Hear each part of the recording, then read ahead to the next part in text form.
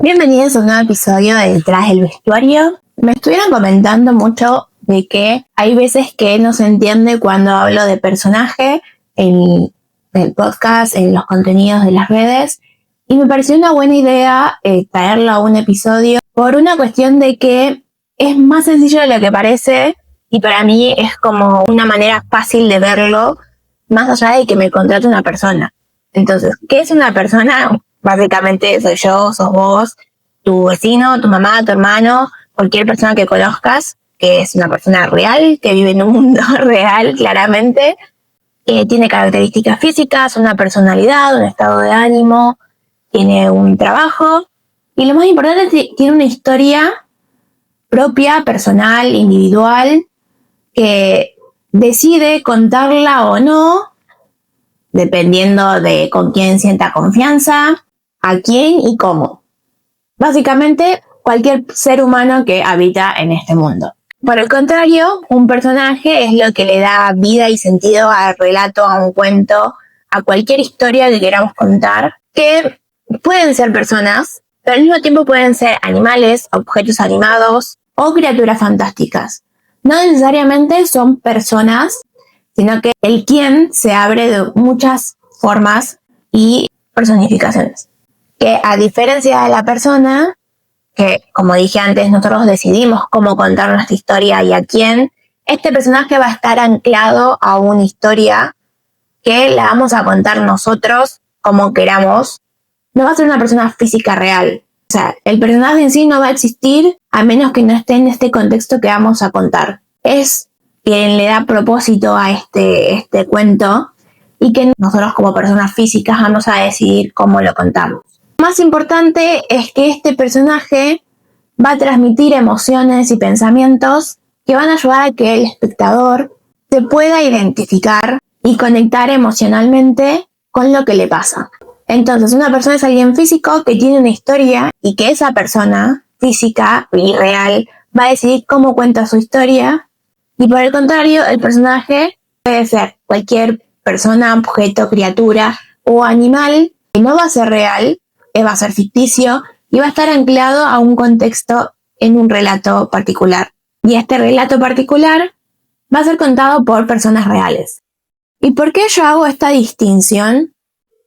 Porque muchas veces a mí me pasa que me cuesta pensar en lo que se quiere contar desde la persona real cuando me contratan. Porque la conozco, porque hablo con ella, entiendo para dónde quiere dirigir, pero no precisamente voy a estar diseñando para esa persona en particular. Voy a estar diseñando para los personajes que quiere mostrar en el escenario. Y esto es algo importante porque muchas veces me pasa como diseñadora de que tal vez venga alguien y me dice, no, porque a mí no me gusta usar, no sé, el rojo. No me parece que va con mi persona. Y es cuando yo ahí digo, puede ser que a vos como Romina, Carla, Pedro, no sé, no te gusta el rojo y no lo uses en tu vida diaria, pero a tu personaje que vas a interpretar en esta obra sí le gusta el rojo y sí necesita ir con rojo porque va a hacer determinada acción.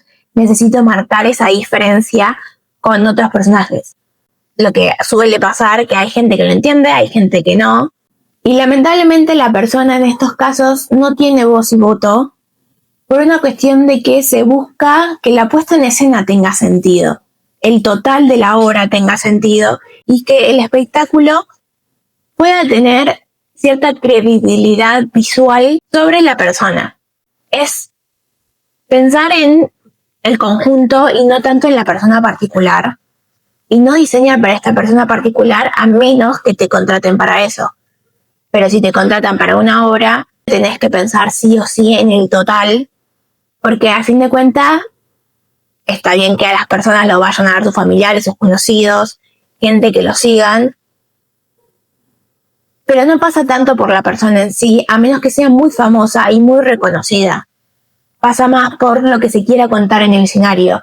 Es pensar en que hay algo mayor que uno para poder decir y comentar y poder hacer que el espectador se emocione en ese punto. También entiendo que nosotros como diseñadores no estamos jugando a las muñecas, Pero precisamente tener clara esta división entre persona y personaje ayuda a que el vestuario tenga sentido y pueda ir más allá para el espectador.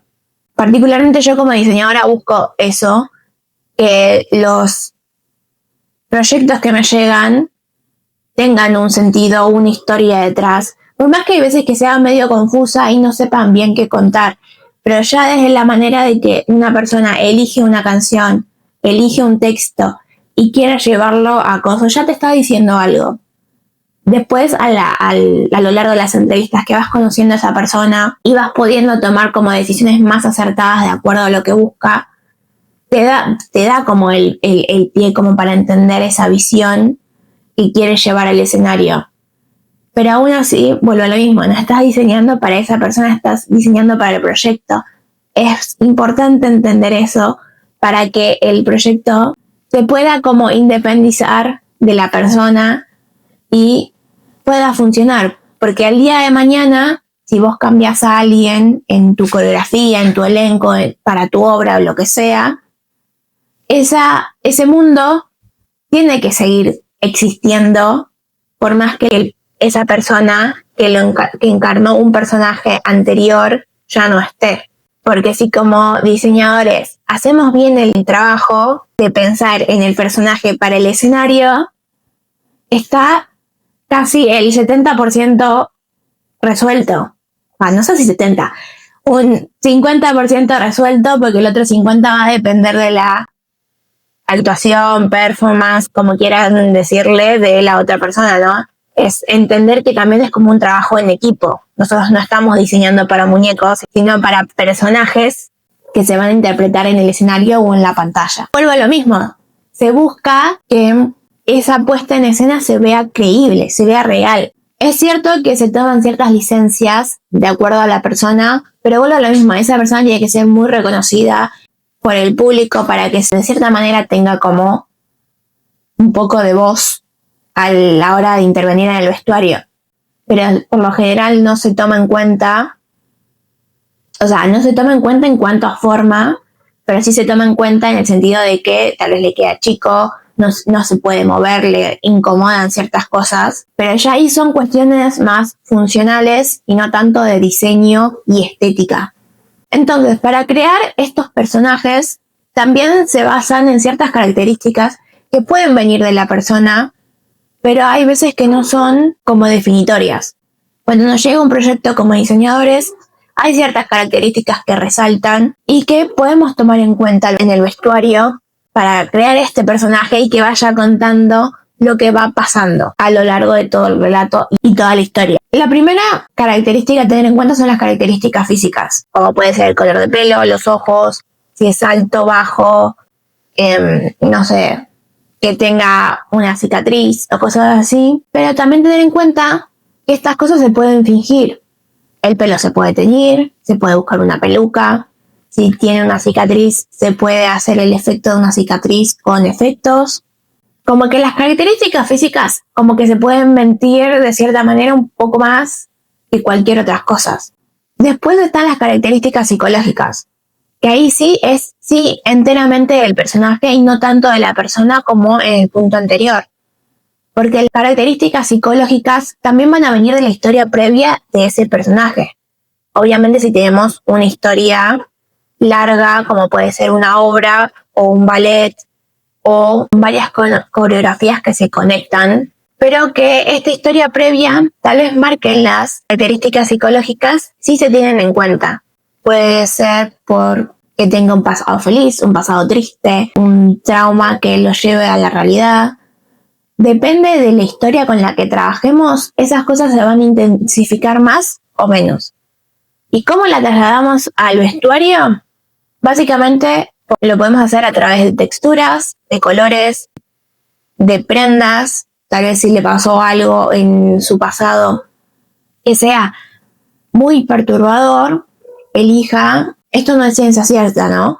Pero tal vez el personaje elija prendas muy grandes para ocultar su cuerpo o muy llamativas precisamente para que los use al contrario como un escudo, para mostrar que realmente está herido internamente. Y esas decisiones van a depender mucho de cómo se quiera contar esa historia. Nosotros como diseñadores tenemos que estar atentos a la visión del director, de la persona que nos contrata, para poder entender hacia dónde lo quiere llevar. Porque, como digo en otros episodios, hay personas que tal vez lo lleven a un lado más feliz, a un lado más, no sé si feliz es la palabra, más optimista, a un lado más negativo, a algo que te lleve a la nostalgia. Dependiendo de la visión del proyecto, nos va a dar como indicios para tomar decisiones de acuerdo a la historia que queramos contar para esa persona. Varias personas pueden tener el mismo cuento, la misma historia y mostrarla de maneras diferentes. Y nosotros como diseñadores nos tenemos que adecuar a esa visión dependiendo de la persona que nos contrata. Y la última característica a tener en cuenta para crear este personaje es la relación con otros personajes, básicamente. ¿Quiénes lo van a ayudar? ¿Quiénes van a ir en contra? ¿Va a ser una solitaria? ¿Va a tener a otros personajes a cargo? Todas estas características, toda esta información nos va a ayudar a responder la pregunta de quién es ese personaje. Y una vez que entendamos el quién es, nos va a llevar a qué le va a pasar a ese personaje y qué rol va a cumplir en esa historia. Dependiendo del rol que cumpla, va a tener mayor o menor peso en la historia y va a ser quien dé el ritmo y la evolución de la historia. Sin embargo, muchas veces nos puede pasar que se inviertan las preguntas y empezamos la historia con qué le pasa y después definimos el quién es. Porque hay cuentos, hay proyectos que no te dan información de quién es ese personaje hasta casi el final del proyecto, de la historia, y vos lo tenés como que ir construyendo. Entonces, independientemente de qué pregunta venga primero, tener en cuenta que el personaje lo vamos a ir construyendo con la información que nos dan. Y si empezamos con el qué pasa y no tenemos informaciones de las características físicas, psicológicas o la historia previa, que por lo general hay veces que la historia previa medio que la inventa uno para poder como entender hacia dónde va o poder entender las decisiones que va a tomar ese personaje, es empezar a definir qué rol va a cumplir ese personaje a lo largo de toda la historia. Y se trata más que nada de entender si es un protagonista, un antagonista, un secundario o un figurante. El protagonista es el que obviamente va a llevar la batuta de toda la historia, al que le van a pasar las cosas, es el personaje central y el que va a tener una evolución o cambio a lo largo de la historia. Por lo general es el que se va a centrar la historia. Los antagonistas, por el contrario, son los que se oponen al protagonista y no necesariamente es una persona. Puede ser una idea, un grupo o un entorno.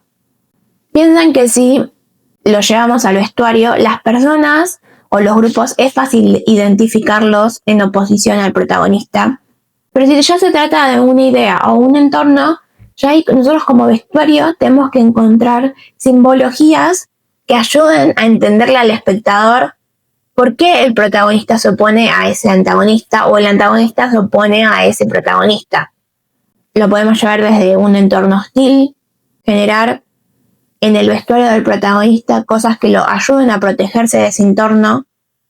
Y no necesariamente tiene que ser una armadura, tal vez es un pañuelo, es un visor. Es entender cuál va a ser la amenaza en ese caso o qué idea va a generarle peligro al protagonista. Después en los papeles secundarios vamos a encontrar personas que apoyan tanto al protagonista y al antagonista y que en menor medida también va a tener un cambio o una evolución en la historia. Puede ser que lo veamos en directo o puede ser que lo veamos a lo largo de toda una serie. Estos secundarios, como dije, que van a apoyar, pueden tener ciertas ligaduras en el vestuario hacia la parte que apoyan y acompañan. A mí como diseñadora siempre me parece una manera fácil de ubicarlos es por el color. Es como lo primero que ayuda al espectador a poder identificar bandos o grupos o situaciones a través del color. Obviamente después podemos hablar de las texturas y las cosas tridimensionales que acompañan al vestuario, pero el color es lo primero que vamos a ver.